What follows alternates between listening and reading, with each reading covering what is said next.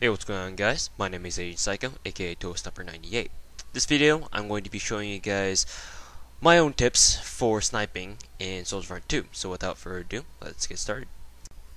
So in this video, I'm going to be dividing it up into 3 parts. The first part is going to be called General Core Mechanics, where I discuss obviously the general core mechanics of sniping in Soldier Front 2 and what you should know and follow in order to be successful at sniping in this game.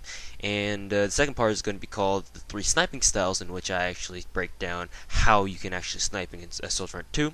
And the last part is going to be titled Last Tips, where, as you might assume, I will just be going over last tips about sniping that I may not have mentioned throughout the rest of the video. So, with that being said, let's get started on the general core mechanics that everyone should know if you want to get good at sniping. So the first part of this video, like I said, we're going to be dealing with the general core mechanics of sniping in Soldier Front 2. The first thing I want to talk about is movement mechanics. So if you guys play Soldier Front 2, you guys will know that there are, I think, 5 different styles or 5 different methods of movement in Soldier Front 2. There's running, where you just press and hold the normal movement keys. There's walking, where you press the normal movement keys and caps lock or whatever your key bind is for walking. There's crouching, which is control, and there is jumping, which is pressing space, obviously. And if I haven't mentioned this already, sprinting. Yes, I'm pretty sure I didn't mention sprinting here. So obviously you can sprint while pressing normal movement keys and pressing shift at the same time. All these movements will affect your accuracy while sniping. Each movement mechanic individually will affect your accuracy while sniping, all on their own accords, by their own unique degrees. So the best way to snipe in this game, believe it or not, it's going to be amazing, but sniping while standing still gives you the best accuracy. Or just crouching down and standing still, that way will give you the best accuracy. Your bullet will always go where your scope will go, and doing anything else, moving at all, will always mess up your accuracy. It sounds pretty obvious, but there's a lot of people who tend to have a bad habit of moving around while sniping, and I've seen those kinds of people in sniper only games in Soldier Front 2, and that's not what you're supposed to do. You're supposed to plant your feet down, aim your shot, and shoot. That's what you're supposed to do, and that's how far movement mechanics go in this game as far as sniping is concerned. The second thing I want to talk about under the general core mechanics category relates to quick switching. Now, if you guys are not familiar with this term, quick switching is basically a term that describes a mechanic in a lot of first-person shooter games, including Combat Arms, obviously Soldier Front 2, and sometimes even, I believe, CSGO also falls under this category, where you quickly switch to another weapon and quickly switch back to your original weapon. For example, quick switching is usually meant for or used for sniper rifles, or in conjunction with using sniper rifles. And what typically happens is, especially, we'll just take the example of CSGO or Counter-Strike Go, that say someone's using a scout or an op, which are the 2 sniper rifles in that game. Well, typically what happens is people, if they want to quick switch, they'll pull out their knife and then go back to their sniper rifle, or pull out the pistol and then go back to their sniper rifle by pressing 3Q, 2Q, or maybe even QQ, as long as they've selected their other weapon that they want to switch to first, prior to actually using their weapon. So that's basically what quick switching is. And in Soldier Front 2, quick switching is actually very, very, very important, because, as I will explain later, quick switching is very essential for quick scoping, which is one of the 3 sniping styles I will go over later on in this video. So just keep in mind, the way you quick switch is by pressing 3Q, 2Q, or in my way it's just to press QQ, because in Soldier Front 2, this game has the unique property of when you press Q, it'll automatically switch to another weapon, whereas in other games, such as maybe Counter-Strike or Combat Arms in particular, if you try to press Q but you don't have another weapon selected by that time, like for example if you first spawn into a game, then it won't actually let you switch to another weapon once you press Q. In Soldier Front 2, you don't have to worry about that. If you don't have like a knife or a pistol to switch to, it'll automatically switch to something else that you do have, and that way you can actually quick switch. Of course, if you don't have either a knife or a pistol, that kind of is a problem. So at least have a pistol out for at least. But yes, quick switching is very important, and you should probably practice it. Me personally, I use the QQ method in Soldier Front 2 because I found that either pressing 2Q or 3Q sometimes messes up the quick switching mechanic in Soldier Front 2. It's very hard to explain, but for some reason, just pressing QQ has the best consistency of quick switching in this game, as far as my experience is concerned.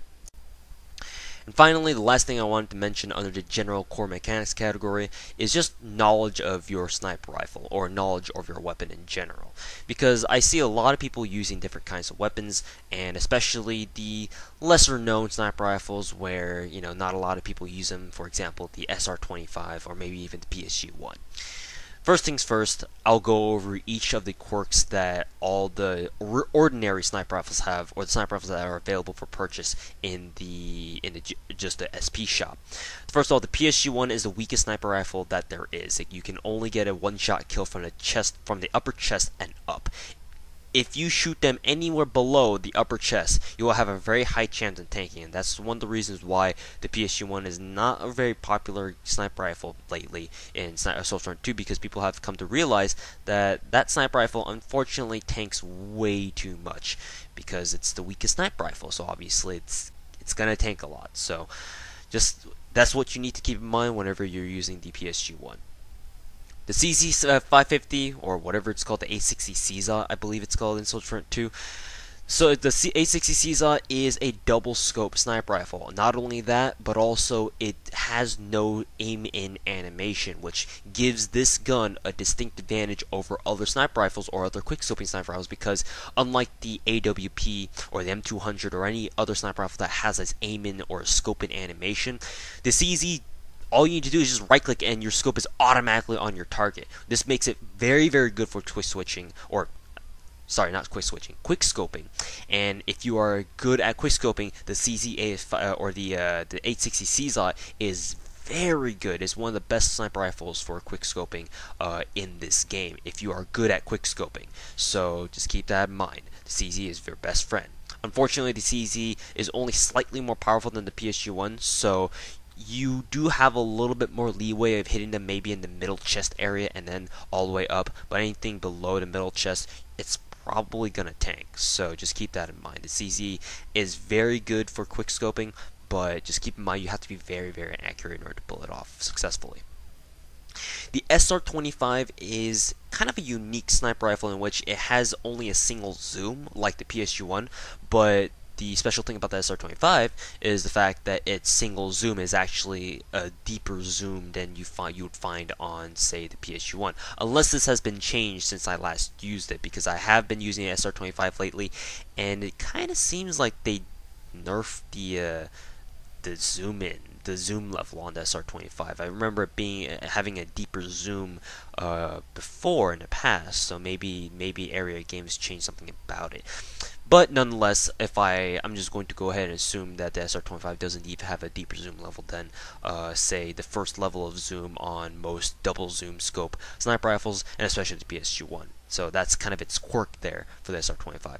Not only that, but also the SR25 is, I believe, 2 points more powerful than the CZ, the 860 CZOT. So you do have a little bit even more, leeway to get a one-shot kill with the SR25 because it is 2 points stronger than the CZ. Thus, you have a bigger one-shot kill area. So maybe like somewhere in the a little bit past the mid chest area, not exactly lower chest, but maybe mid chest and up, something like that. It tanks a little bit less than the CZ 860. That's for certain. And finally, the AWP. The AWP is, I believe, one of the highest ranking sniper rifle that you can purchase for SP from the SP shop, and the AWP is a very, very strong rifle. This is kind of like the CT M200 in a way that both of these guns share the same double zoom scope, kind of like that's a CZ. But unfortunately, as a as a drawback to its very, very high power, you do have a scoping animation for the AWP in order to make it a little bit less effective at quick scoping. However, I will tell you guys why that won't really matter once we actually start talking about quick scoping, because The AWP, all sniper rifles actually are perfectly accurate the moment you press the right click button on your mouse, but we'll explain that for detail later. But for now, the AWP does have a seemingly apparent drawback where it does have that built-in scoping animation just like the M200, and if you can get used to it, then the AWP is an excellent sniper rifle, and that double zoom scope is pretty handy, let me tell you. So yeah, AWP pretty good. Next, these sniper rifles aren't necessarily available on the SP market right now, but the CTM200, a lot of people have perm because of one of the clan events a couple months ago. So I was fortunate enough to be able to get my hands on a permanent M200 myself by doing the events or by doing the clan event, and the M200 is arguably the best sniper rifle in this game because it hardly ever tanks as long as you hit them within the waist or the hips up.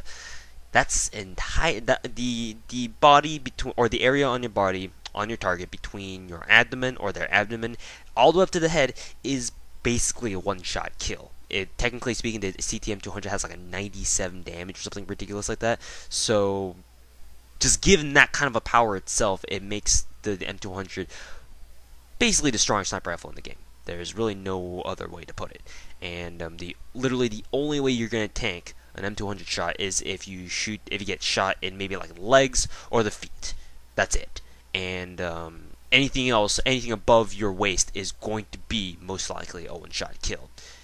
If it's above the stomach area, oh yeah, it's a guaranteed one-shot kill. So the M200 is obviously a very, very powerful sniper rifle, but it kind of has the same drawback that the AWP does, in which it has a scoping animation. But again, like I said before, it kind of doesn't matter if you know what you're doing. So that's that for knowledge of sniper rifles, and this means that you need to know what kind of gun you're using, because if you don't know jack shit about what kind of gun you're using, then you could be in a lot of trouble. And you'll spend a couple matches trying to figure out what your gun exactly can and can't do when you could, possibly doing pretty well in those same matches. So, that being said, let's move on to the next part of this video. Now, moving on to the second part of this video, we're going to be discussing the 3 sniping styles: hard scoping, drag scoping, and quick scoping. Quick scoping. Let's talk about the first style of sniping first, hard scoping. So basically, if you guys are not familiar with this term, or if you guys never heard it before, hard scoping is just basically the traditional way of sniping, or as some people call it, the grandpa way of sniping. Just sit up in just sit in one corner or one area of the map with a sniper rifle, and just sit and just aim down your sights and wait for someone to walk into your scope. Or if someone comes across your scope and you see them, you just track them down with your sniper rifle and point and shoot. Simple as that. There's nothing wrong with hard scoping. Obviously, sniper rifles in first-person shooters were designed to kind of be used in that kind of a way because, quick scoping is kind of a modern phenomena that was artificially created, let's be honest, by, snipers who think they're good. But anyway, I digress. Hard scoping is a legitimate tactic. There's no shame in employing hard scoping tactics. Sometimes I do it as well in order to counter snipe other snipers, and especially if you play lots and lots of Riverside Sniper Point or snipers only, then hard scoping is basically all you're ever going to be doing for the entire match. So hard scoping is an essential part of sniping styles, but it's pretty self-explanatory and straightforward. You just stand or sit, or whatever you want to do, and you point, aim, and shoot. That's all you need to do. The second style of sniping is called drag scoping. Now, what I mean by drag scoping is when, say, you are aiming down sights, waiting for someone to come across, and you are, you're just minding your own business, and all of a sudden you see someone coming to your scope. And unfortunately for you, he or your enemy is at a distance where it's not too comfortable it's not a very comfortable distance. It's not like, you see him across the map. He's maybe about 15-20 meters away from you, which is probably medium range at that point, so, in Souls Run 2 anyway. So, but the thing is that he's not exactly inside your scope, and you don't have time to scope out so that you can scope back in again, and in order to quick scope him. What do? You can drag scope. Basically, it is what it sounds like. You drag your scope across the screen accurately enough so that you can actually snipe him off snipe him off your screen basically without having to scope out, again, in order to acquire a better target on him. That's basically what drag scoping is. If you guys have watched some of my sniping videos on Soldier 2, you guys will know that I do a lot of drag scoping. Drag scoping is I'm honestly personally better at drag scoping than quick scoping, because quick scoping is a little bit tricky if you're not used to it. But drag scoping is what enables you to be able to snipe at closer ranges than you would normally be able to, as opposed to just hard scoping all the time. Because drag scoping allows you to account for a lot of distance errors that you might make when you're trying to shoot people who are coming towards you, or when you're trying to push up and you all of a sudden run into people who are in places that you wouldn't expect, and you need to account for that by basically killing them with your sniper rifle, because you don't have time to switch to another weapon or your secondary weapon. So drag scoping is an extremely effective tool to take down people, preferably at mid-range to longer range. You can drag scope at basically any range, but medium range is where it's easiest, because typically speaking, when you drag your mouse across your mouse pad over your desk or wherever, typically speaking, I found that the distance that your scope moves in accordance with your drag usually is optimized for mid-range. You can, like I said, you can do this for long range or even close range, but typically speaking, you're gonna have to either drag your mouse like a little tiny bit for long range, or a huge amount for close, like if someone's right in front of your face. So drag scoping is really meant for mid-range combat, and you should probably stick with that for mid-range stuff, for drag scoping at least. And now finally, we're going to go into quick scoping. Quick scoping is a little bit tricky, because obviously quick scoping is meant for very close ranges with sniper rifles, and in Soldier 2 it is extremely easy, or it can be extremely difficult for people to quick scope in this game. I want to say that Soldier 2 caters a lot more towards quick scoping than do other games or other first-person shooters, but before I get into my own personal opinions about how easy it is to snipe in this game, let's go over how you can actually quick scope in this game. So there's first a few things everyone needs to know about the mechanics of quick scoping. First of all, I mentioned this before, but the moment that you press the right trick, or your right mouse button to aim in or zoom down, aim down your sights or your scopes for any sniper rifle, that sniper rifle will be 100% accurate, which means that for sniper rifles that have a scope in animation, for example the AWP or the M200, they are immediately accurate the moment you stand still and right click. They're immediately accurate. That's why you see people with AWPs or M200s seemingly, they just, sometimes you just see those people with those kinds of weapons, and all they need to do is just move. They're just running, and all of a sudden they just stop for like 1 second, get a kill, move, get a stop, stop for a second, and get another kill. And they don't even look like they're scoping in at all. Like their characters don't really seem like they're scoping in at all. Like they don't even take the time to do that. The reason for that is because they recognize the fact that even the AWP, even the M200, even those kinds of sniper rifles, because even though they have scoping animations, they are perfectly accurate the moment you right click. The moment you click that right mouse button, they're perfectly accurate. It's the same for every single sniper rifle that exists in this game. Whether it be the PSG-1 or the CZ75 or C7, what the hell, that's a pistol. The A60 CZOT, the SR25, whatever, you name it. Every single sniper rifle in this game is perfectly accurate the moment you press right click. And that seems to be a game-wide mechanic, not just something that pertains to 1 or 2 sniper rifles or anything like that. So that's one thing you need to realize about quick scoping. The other thing that you need to realize about quick scoping, or another very important piece of advice to keep in mind, is the fact that quick switching will dramatically improve the rate at which you quick scope.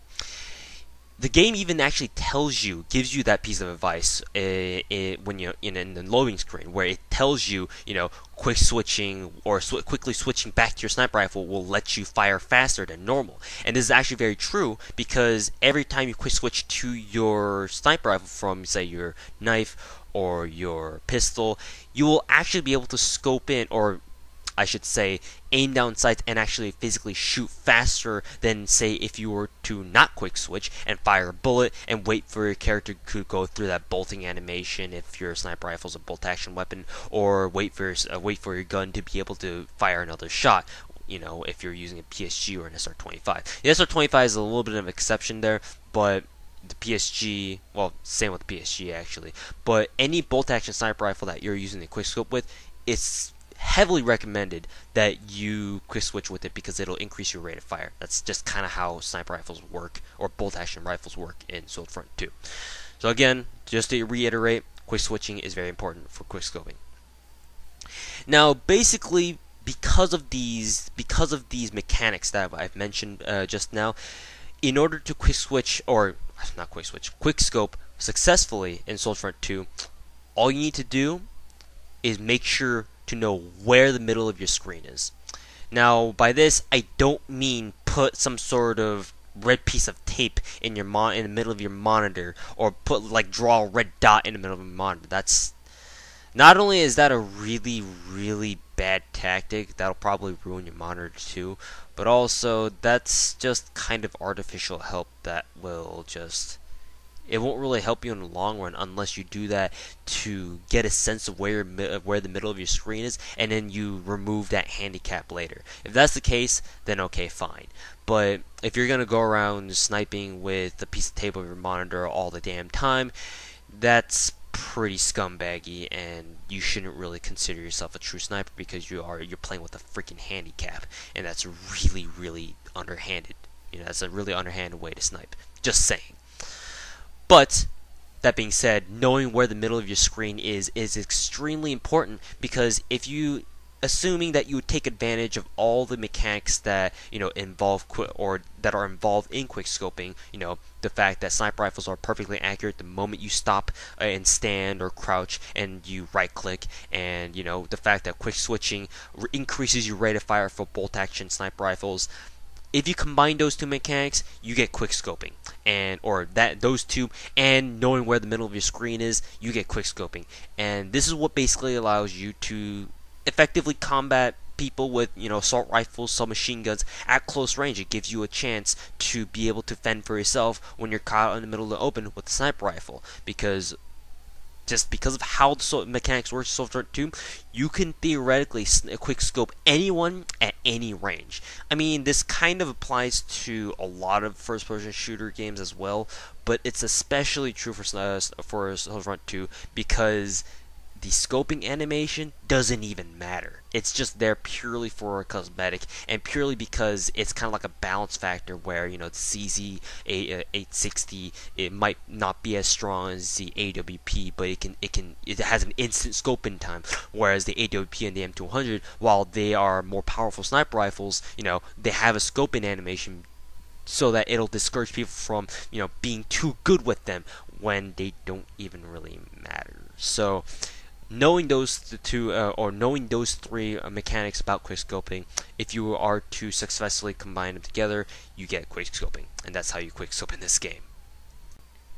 As for the last part of this video, last tips that I can give you guys regarding sniping, in Swordfront 2, the map that you're playing on is very key. So far, I believe the only maps that are available for sniper point matches or sniper round matches are Riverside and Temple, I want to say. I don't think there are any other sniper point matches. I could be wrong, because Temple and Riverside are the two main maps that I really only play sniper only matches on. But you need to know what kind of a map that is that you're playing on. Riverside, it's mainly a hard scoping map. Unless you're that kind of a guy who's just gonna rush down middle all the time and try to wreak havoc in the enemy spawn. Usually Riverside turns out to be a heavily hard scoping map, and you kind of need to know those spots on the map where you can set up, and so that you can snipe the people on the other side of the map while not being sniped yourself. And for a map like Temple, where it's a little bit more open, there's more room to run around, and it's that and Riverside are both perfectly linear maps, but it's a little bit easier to move around on temple. You need to know how to quick scope. You need to know how to navigate the map and know, kind of how the traffic or the spawn traffic works on that map. So just get to know your maps. Play enough on those maps in order to observe kind of like the power positions, the spawn kind of habits of the enemy team and whatnot, and just recognize who the good players are and either avoid them so that you don't get killed over and over, because you can die pretty quickly in this game, obviously. And or if you want to shut them down because they're good players, and if you feel that you are good enough to shut them down, recognize who they are, because it's actually kind of easy to tell who different players are just judging by their appearances, because Sniping 2 actually has it has a deeper level of customization than some people might think. So you can easily tell who's who just by playing in a snipers only match or just playing in a Social 2 match in general. So just be able to know those things and just get good. Just practicing is the only way you can get good at sniping. I mean, you don't even need to have this video in order to tell you or teach you how to get good at sniping. I'm just making this video so as an auxiliary video to help people who are kind of interested in getting to know, how to get good at sniping in this game, but don't really know where to start. If you are smart enough, you will know where to start. All you need to do is just grab a sniper rifle, or hell, you can just join a sniper point match or a round match by yourself without having a sniper rifle equipment. It'll give you a nerfed variant of the CZ860 that's basically the same thing, except it has a lower magazine count, and you can figure it out for yourself. This video is just strictly meant to kind of navigate people who don't really know where to start, trying to get good at sniping, and that's really about it. And the rest of the work is really up to you. You need to know how to snipe by yourself, because I can tell you the 3 sniping styles that exist in this game, but if you don't practice them, what good are they? What's so good about knowing what they're called without even being able to do them or perform them? So yeah, thank you guys very much for watching. Hope this video has helped you guys get better at sniping, and hopefully, overall you guys found this video entertaining and helpful. So yeah, thank you guys very much for watching. Thank you guys very much for listening, and we'll see you guys later.